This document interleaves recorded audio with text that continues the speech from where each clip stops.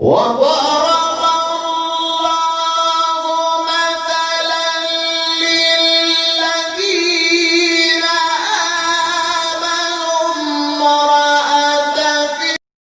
السلام علیکم ورحمۃ اللہ وبرکاتہ۔ ناظرین گرامی، میں دوبارہ آپ کی خدمت عالیہ میں حاضر ہونے کا شرف حاصل کر رہا ہوں۔ آج کے ہمارے اس پروگرام کا عنوان ہے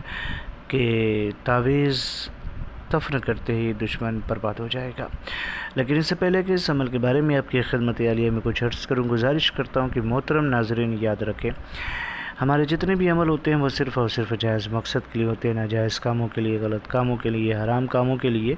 ہماری طرف سے کسی کو بھی کسی طریقے کی کوئی اجازت نہیں ہے۔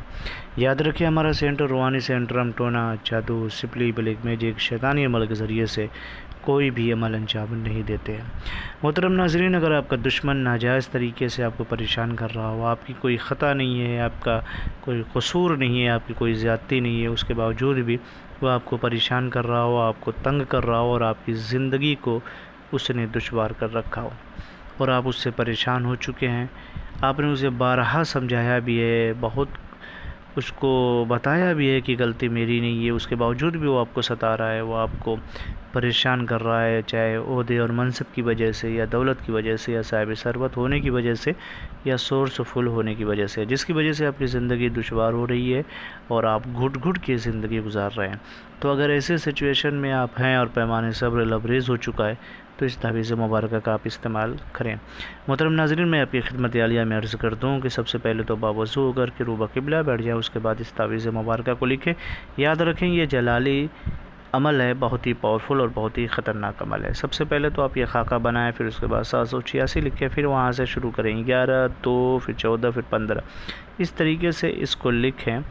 بہتر یہ ہے کہ نماز عشاء کے بعد لکھیں، رات میں نماز عشاء کے بعد اس کو لکھیں،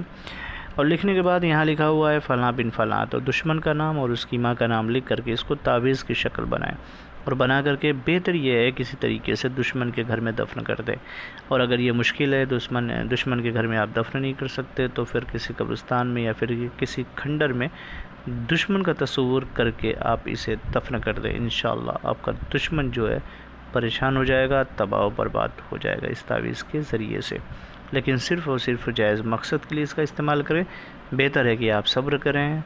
جب پیمانے صبر لبریز ہو جائے تب یہ تعویذ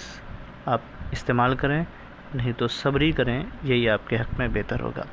ناظرین، اجازت کے لیے شرط اولی ہے کہ کمنٹ میں جا کر کے یا اللہ یا محمد لکھ دیں، ہماری طرف سے آپ کو اجازت مل جائے گی۔ پھر ملتے ہیں دوسری نشست میں، تب تک کے لیے خدا حافظ، اللہ حافظ، السلام علیکم ورحمۃ اللہ وبرکاتہ۔